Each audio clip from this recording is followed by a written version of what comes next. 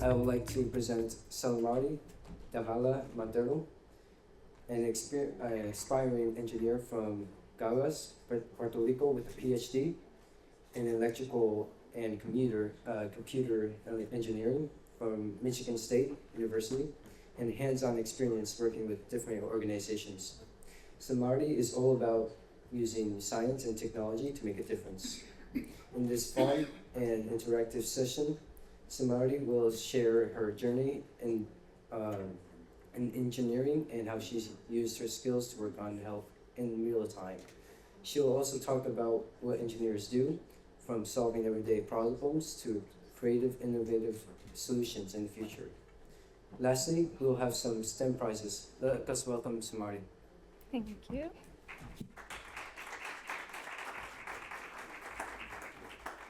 Thank you for the introduction. Good evening, everybody. How's everybody doing today? First of all, thank you for taking the time on a Sunday to be here to be in this activity and have a conversation with me. So I want this to be a conversation, not just a one-way transmission of information. So if at any point in the presentation you have a question or a comment, just let me know, interrupt me, and then we'll have a conversation in that way. Some of this was already explained, but the first part of the talk is for you to get to know a little bit about me, and then also to get to know the basics of engineering. And then the other half is for all of you to engage in a hands-on activity. So I'm expecting to talk for about 30 minutes and then use the next 30 minutes to do the activity. Okay, so a little bit about me. I'm from Caguas, Puerto Rico. So Puerto Rico is in the Caribbean. It is that red dot that is in the map. I did my bachelor's degree in Mayagüez, which is that other star to the left of the Puerto Rico map. I did it in the University of Puerto Rico at Mayagüez. So I have a bachelor's in electrical engineering with a minor in applied mathematics. Okay. After that, I went to Michigan, so up there in the cold weather, to do a PhD in electrical engineering. Does everybody knows what a PhD is? Piled higher and deeper. Piled higher and deeper. Yes. Right. So, do you guys know? Have any idea? No? Okay. So, do you all know what a bachelor's degree is? Right. So, you go to high school, then you go to a 4-year college institution to get your bachelor's degree. And then after that, you can go to do a master's degree. And that tends to be about 2 years. After you complete your bachelor's degree, then you can go and do a PhD or a doctorate, or get a doctorate degree. Now, the difference is that when you do your bachelor's degree, you select what your major is going to be. So today we're talking about engineering, so let's use that example. I did my bachelor's degree in electrical engineering, and inside engineering or electrical engineering, there are many different areas, okay? There is the most common one that everybody think about when you mention electrical engineering is the transmission of electricity, right? So the lights. So you have electricity that is being generated at some place in this state, and there are lines that are connected from that place to your house or to this building. And that's how we get electricity in order to have light. So that's just one area, but there are many different areas in electrical engineering. In fact, I'm not an expert in power transmission or electricity. That's not my area. But then you study all the different areas in that major. And then when you go to a master's, then you specialize a little bit more. All right, so let's say there are 4 different areas in electrical engineering, and you decide to specialize in the one that focuses on transmitting electricity. Okay. Later, if you do a PhD, then you focus even more. Let's say you focus on how to generate power. It's like but different techniques and very, very specialized. So you don't even worry about how the electricity gets to your house or how, right, you can power this building. You just focus on what is the science behind generating that. So it's a very specialized degree, and that's why when you finish it, then you're a doctor. And in this case, I'm a doctor in electrical engineering. Right now, I am an assistant professor in the Department of Electrical and Computer Engineering at the Citadel. So this is also known as the Military College of South Carolina. It is in Charleston, South Carolina. And because it is a military college, I do wear the Army uniform during the day. So I teach cadets engineering. And then during the night, I teach just civilians. So some fun facts about me. I love to travel. I have been in about 27 states in the US. Most of them I have been in there because of engineering. So I have been traveling to conferences to talk about engineering, meeting people to give talks. So being an engineer and talking to people about it has allowed me to travel a lot. I love to spend time with my family. So this is a picture of my family. I have 3 siblings, so we are 4 in total. I have an older sister, and I have 2 twin younger sisters. I love to help others succeed. That's pretty much the reason why I decided to be a professor. So it allows me to connect with students and have an impact in their lives in a very particular way. And lastly, I love to dance salsa. So these 2 pictures in there, those are with my fiance, and in fact, I met him dancing. Okay, so how everything started. When I was in elementary school, I wanted to be a teacher. I remember playing with my little sisters to be a teacher. I used to have them sit down and I would give them math problems, and that was super fun to me at that point. When I was in 7th grade, I started to be interested in being a medical doctor. And then later on, so part of that, so I was interested in being a medical doctor, but then I was also very interested in how things work and in putting things together. And I consider myself to be very good at solving problems. And when I was in high school, then I decided to combine my interest in medical school with this interest in putting things together and building new things. So I knew in high school that I wanted to do engineering, but with a focus on the medical field. Okay. At the end, what engineers do is that they use science, math, and technology to improve the quality of life of those around them. Okay. And that's exactly what I wanted to do. So when I went to college, I started my degree in electrical engineering, and I started looking for opportunities where I could apply electrical engineering to the medical field. So I remember working with hearing aids, so helping design different types of hearing aids. I also had the opportunity to work with professors in Georgia Tech and then also Michigan State that were doing research related to brain signals and technology that was helping individuals that were paralyzed so that couldn't move from the neck down to be able to control things just by using their thoughts. So with that, I got my degree in electrical engineering, and then I went to do my PhD. So it took about 6 years for me to finish my undergraduate degree. In Puerto Rico, the degree is a 5-year degree, so it took 1 more year to finish it. And then I did my PhD in 7 years. Okay. Now, in between, a bunch of things happened. My last year of college, I was able to collaborate with Raytheon. So they are a missile defense company and that had nothing to do with the medical side, but it gave me experience in working with corporate. And then during my PhD, then I was able to work for the MITRE Corporation. That's a non-for-profit. They have a bunch of contracts with the government, and they had a project that was related to the medical side.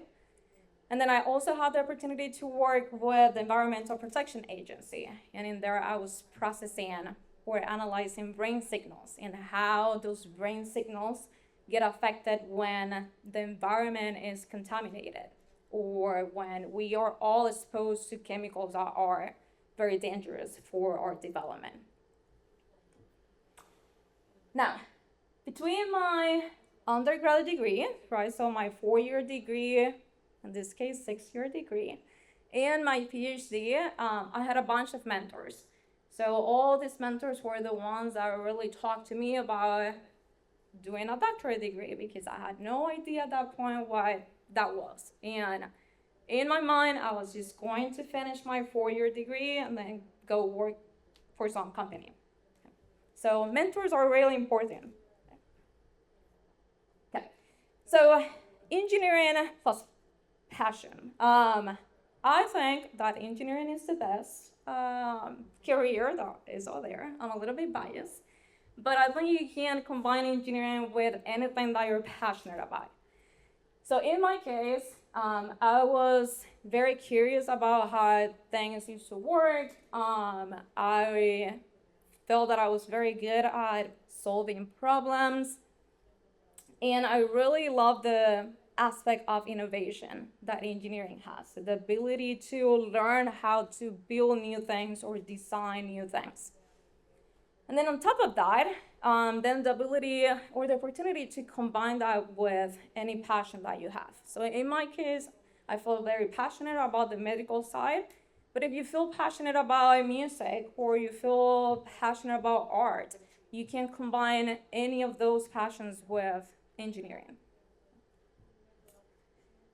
Because at the end, right, all these qualities, they are not really unique to electrical engineering. They're the basis for all other engineers that are out there. So what are the different types of engineering? I have mentioned electrical engineering. Does anybody else know about other types of engineering? Chemical. Which? Chemical. There is chemical engineering, mechanical engineering, industrial engineering. There is nuclear engineering, civil engineering, biomedical engineering, right? So there are many engineering. So we're going to talk about a couple of them. I tried to put in here as much of them as I could. But in reality, talking right for 30 minutes about all the engineers that are there is a little bit impossible. So let's talk about the ones that are most common. And we're going to do this using a bridge example. So we're going to think about the Gold Star Memorial Bridge. And I don't know that bridge that much, but I think some of you may know this bridge because it's the one that is somewhere in here. That way. Thank you. Yes, that way. Right, so it connects New London with Groton, Connecticut. So let's just start talking about civil engineering. So when we think about the bridge, which part of the bridge do you think that civil engineering works on?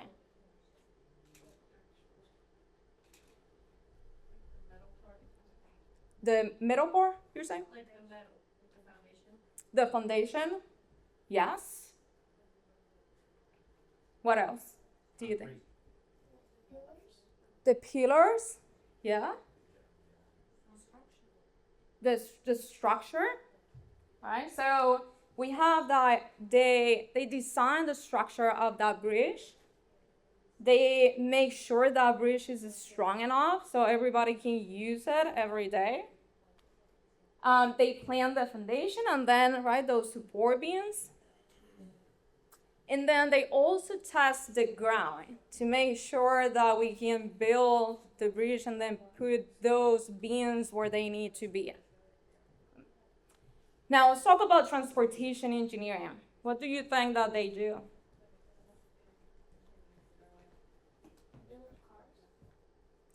They don't build the cars.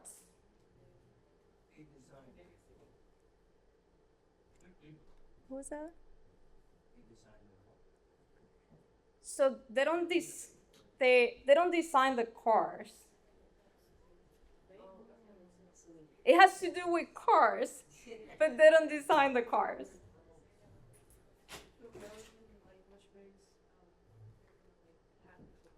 So they do design the roads, yeah, that those cars are going to drive through. Yeah. So this is one of those engineering that tends to be combined with civil engineering. So civil engineers and transportation engineers, they work together in order to design this bridge, in order to design the roads.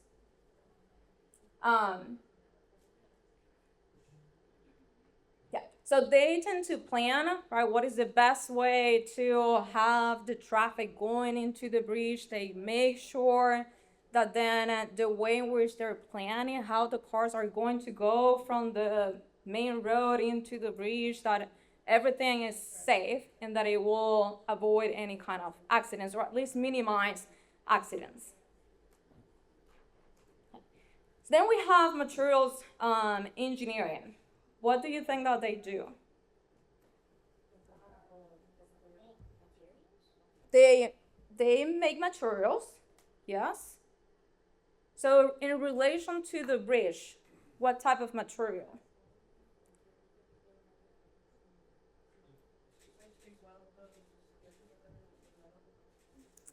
So they do work on evaluating different types of metals. They work on also creating the concrete that is going to be used. They make sure that the materials are going to be selected are good for the environment. So for New London, for example, they need to make sure that the materials are going to withstand any coastal environment, meaning like salt water, all those kinds of elements that may be particular to a place like this one. They develop the concrete, and then they also test the material in order to make sure that they're going to last, because you don't want to build a bridge and then have to reconstruct it 3 years after. And then we have chemical engineering, and I have these two close together because they are related to each other. So in the example of the bridge, what do you think that they do? Different from the material engineers.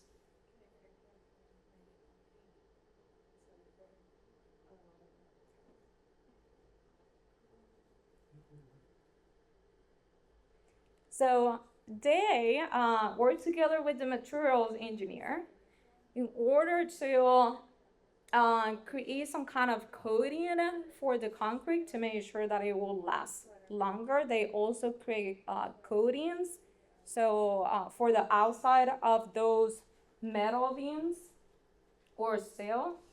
And then they also help to evaluate the impact that using certain materials will have in the environment. So kind of like paint? Kind of like what? Paint? So paint, you're saying? So it could be, there are certain types of paint that may provide protection to concrete or to steel. So that could be an example. Okay. Then we have environmental engineering. What do you think that they do?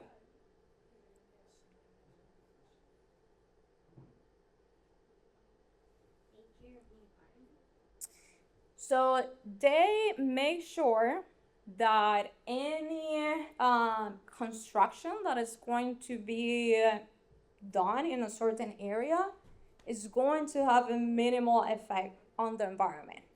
Okay. So, right, they make sure that they work on protecting the environment. They also study how that construction may affect the river or any ocean that is close to that bridge. And at the end, they try to reduce the impact that the construction will have, not just to the river and the ocean, but also any wildlife. And then they also try to prevent erosion, right? So they may study how building in certain areas may cause erosion to those areas. So they make the bridge safe, not just for us, but also for the environment. Okay. So then we have mechanical engineering. In this case, they help design moving parts like these expansion joints that you may see in the bridge. So bridges tend to expand and contract depending on the environment. So they help design those kind of moving parts so the bridge can move safely. They also help create systems that can provide de-icing for the bridges or any kind of systems that will help maintain the bridge.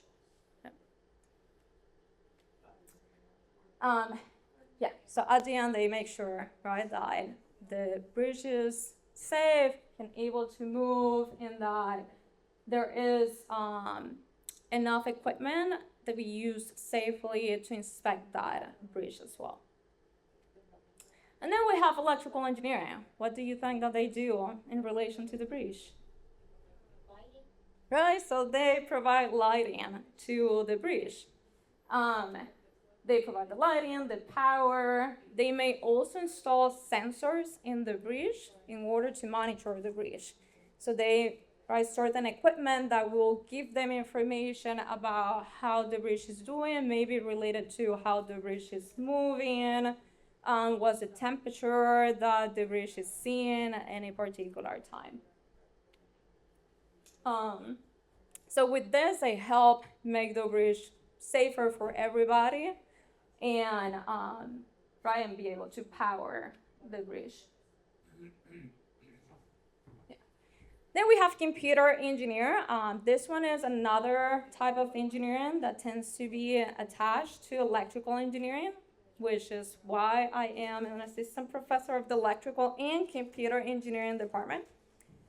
So in this case, they could help design and set any type of traffic monitoring camera system, or if there is any toll in any of those bridges, then they're the ones that will help set up that kind of systems.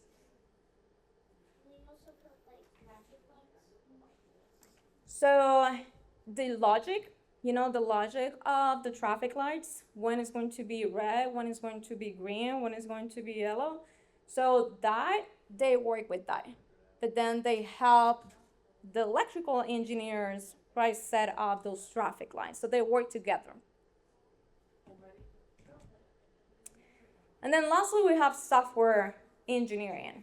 And in this case, they may develop apps such as Google Maps, for example, that can provide us with information about the bridge, what is happening, if there is a lot of traffic, or if it is clear before us driving through it.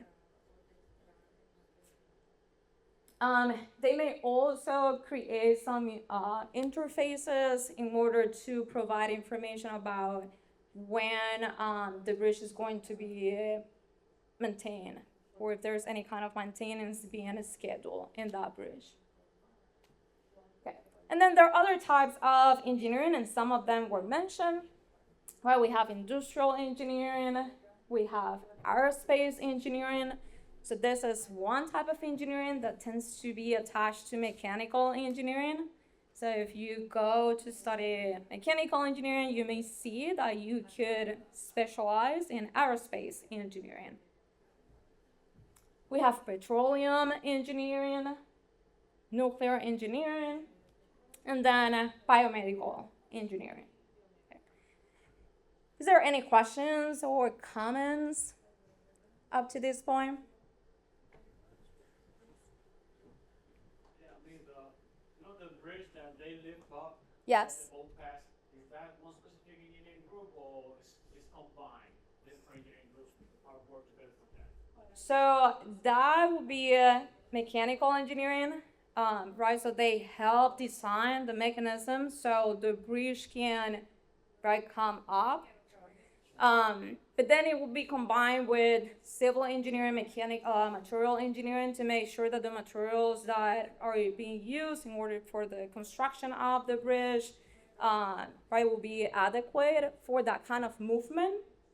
You may also have computer engineering involved in it if there is some kind of logic, meaning, right, getting to know when there is a boat coming or getting closer so it can open up. So receiving that kind of signal for it to like start opening, then it will be a combination of them computer engineering with, right, there is electricity involved, so power involved, electrical engineering with mechanical, with civil. Yeah. So at the end, not a single engineer really works alone. They really work together in order to, right, create this building. Have electricity here, even your cell phone. So all the things that we use daily without really thinking about them, we have all these engineers working together in order to create them and make sure they work appropriately. So this is something I wanted to mention. Right, we have been talking about engineering, it's a 4-year college degree, but there are some technical areas that help support engineers. One of them will be electronics technician certification, or electronic technicians. So their work tends to be confused with what electrical engineers do, but it is very different. They are the ones that really work with, right, wiring an entire building so we can have lights around us. They help put those any light switches. So all those things that are the ones that really install them. Whereas an electrical engineer may design the system, okay? So engineers really design, whereas technicians then tend to just implement. So they read the schematics, they read instructions, and then they implement what the engineer wants. There are other careers that are called associate degrees. So we have computer engineering technology, environmental engineering technology, nuclear engineering technology, computer engineering technology.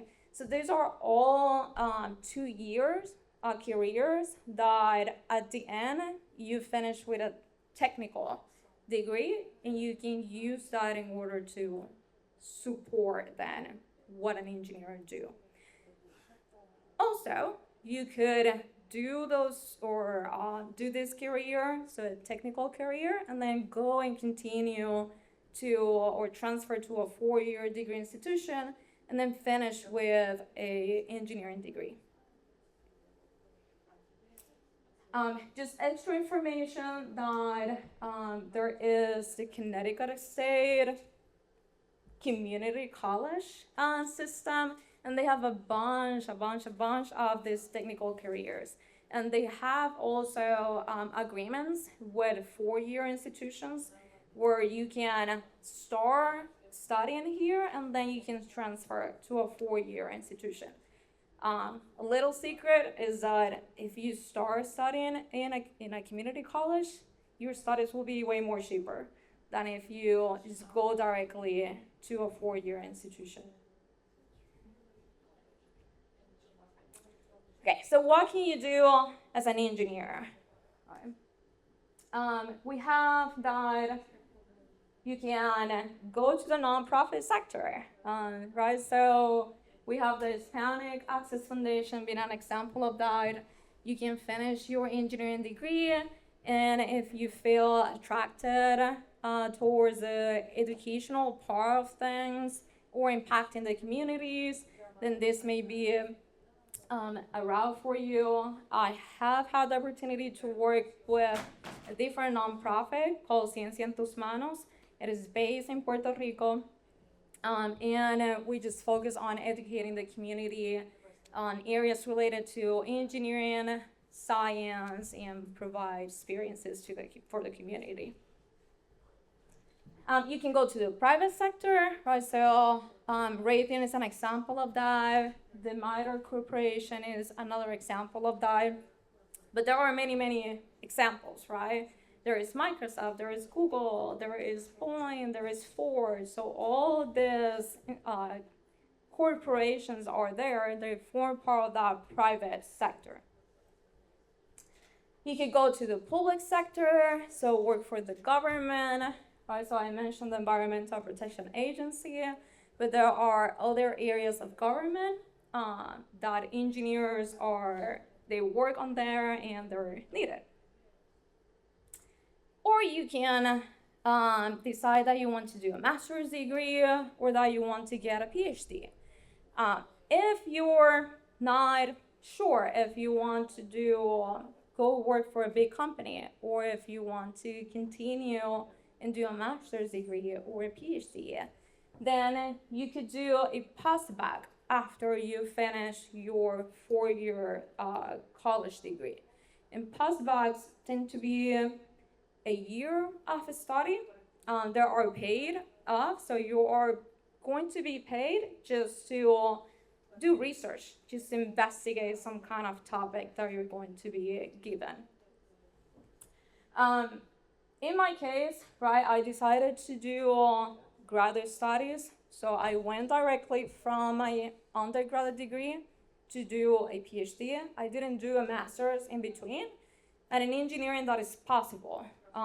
It's more common now that you finish your 4-year degree, and then if you want to do a PhD, then you just jump directly to a PhD program. So I wanted to show this because I feel there may be a misconception that doing or continuing your studies may be very expensive, and it is not. So I applied to many fellowships, and there are many out there, fellowships being like scholarships. So there are many out there that will pay for all your studies. They will pay for even your, they'll pay you the stipend, so you can pay your rent and your light and your, be able to buy food and all those things. So I got a fellowship from the GEM consortium, and they provide fellowships to underrepresented individuals in engineering. They provide fellowships for master's and also PhD. So they gave me $20,000 to do my PhD. Where I did my PhD, so Michigan State, they gave me a fellowship of $54,000. I applied to smaller fellowships, $4,000. I got another big fellowship from the National Science Foundation. So this is one of the it's a federal government focused on funding science, and they gave me a fellowship of $138,000. So that paid for 3 years of my PhD, whereas Michigan State paid for 2 years of my PhD. So that covered 5 years, and all the rest then cover another year, like 2 more years. So there's two, the GEM and then the Fundación Kinesis, that they gave me another $20,000, then they cover my last 2 years of the PhD. So when you do a PhD, you don't need to pay for it. Other people will pay for it. In my case, I applied for fellowships. But if you don't apply for fellowships, in the case of PhDs, there are professors that will pay you so you can complete your PhD. Okay. It is different for a master's and it's different for undergrad degrees, but there are many fellowships for undergrad degrees as well, especially for minorities and engineering. Okay, so what do we on to engineers? What do we own to engineers? What have engineers done that you use every day? We have mentioned a couple already. Which one? Electronics, yes, electronics. What type? So, right, phone, tablets, computers.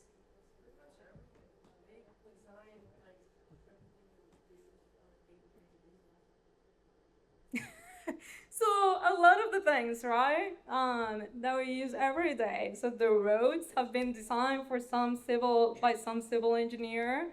Our phones have been designed by engineers. The ability of using your phone to call somebody else, so that communication has been designed by some engineer. So there are this camera, the projector, the microphone, right, the ability that we can amplify sound so you can hear me better. All these things have been designed by engineers.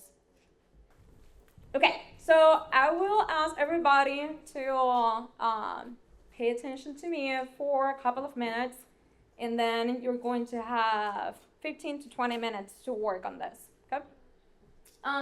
So what you're going to do is the following. So I'm going to give you a problem, and this is how engineers work. So they don't just start designing stuff out of nowhere. They're given a problem, and based on that problem, then they design.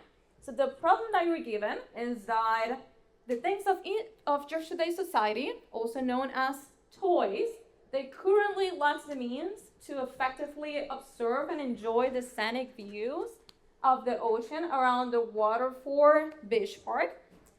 So they need a solution that is safe, that is portable, and that elevates the view, so their view. So they want an elevated viewing platform to enhance that experience, okay? So that's our problem. Our problem is that toys do not have the means right now to go to the Waterford Beach Park and then be able to see everything that they could see in there. So now what I'm asking you to do is that as an engineering firm, so you, as you're being part of an engineering firm, I call it New London Engineering Inc., but you can call your firm whatever you want. So you have a contract with toys, so I'm the president of toys. So I'm giving you this problem. Okay? And what I want you to do is to design and build the first community portable elevating and viewing platform. So toys can go in there and see the views of the ocean, okay? So you need to design something that is tall, and then be able to have a platform on top where we could have something small to stand in there. Okay, so these are a couple of the requirements that I'm giving you. So when an engineer is going to design something, right, they're given a problem, and they're also given requirements, so things that they need to make sure that they're meeting. Okay? So the first one is that the top of the structure of that platform needs to allow, again, toys to view all around the area. The second one is the platform needs to be illuminated, so it needs to have light at the top. The third one is that the height of that platform needs to be at least 12 inches. And then the last one is that that structure needs to be strong enough to withstand high winds. And we're going to test it with a fan. Okay, so you want to make sure that your platform will not just like blow up. Okay, so what are your materials? So make sure you have this in your table. So you should have a box of standard playing cards. And the idea is that you can use that to then build your structure. You can cut them, you can put tape, you can do anything with them, okay?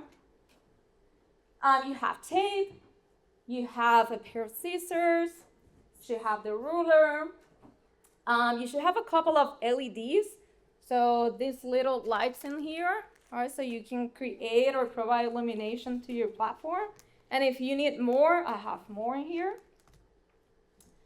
You should have a roll of copper tape, and then at least 2 batteries in there.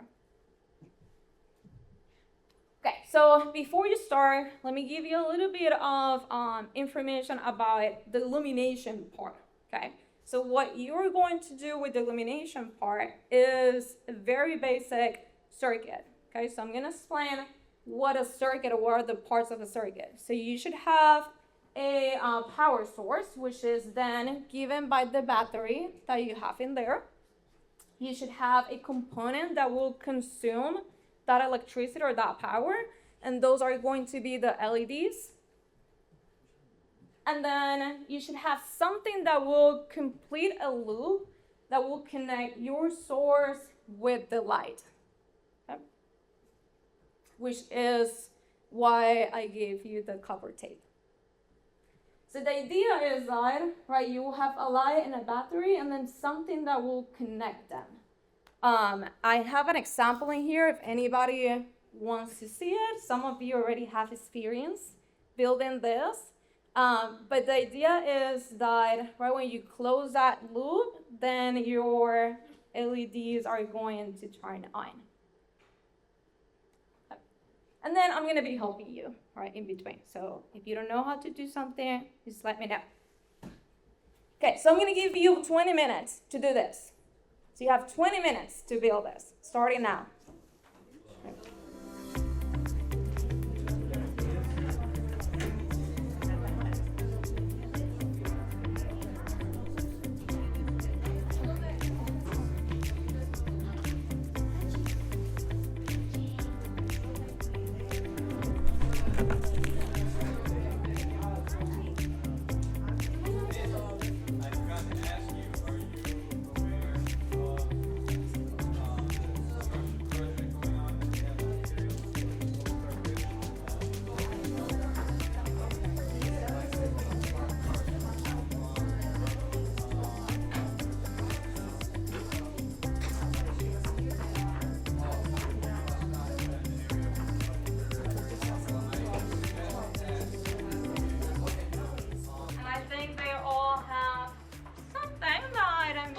Toys could stand on. No, sure. Okay. And then we said that the platform needs to be illuminated, so it looks like they all have some kind of illumination. I think this one is here. Yeah.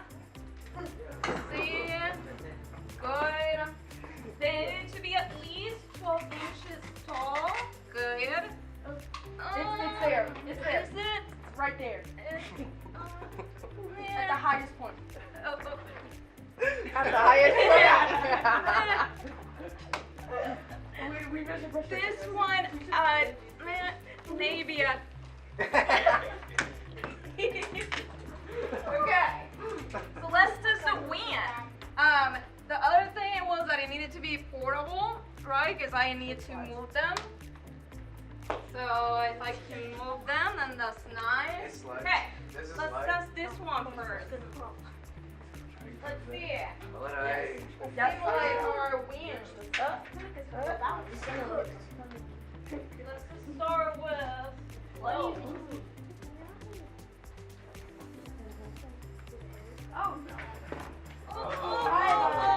Alright, so we're cooked. We're cooked. This one had a little bit of We problem have a big bottle.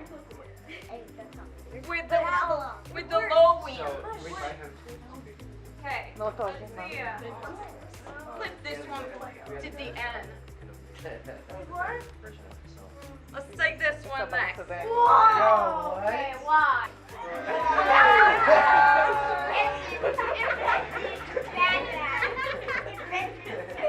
Oh no! Don't No, wait. Can we switch sides? Can we switch sides? No, that's it. It works. One time. One more time. Wait. We did a We turn. gotta go like this. It works. We promise. Go. It works. Well, it needs to be able to withstand It works. any It kind works. of wind Yo.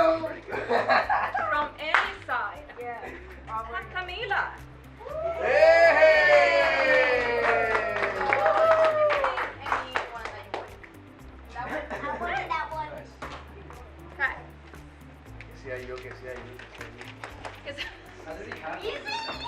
Solar robotic kid. Yeah, I have so many of those.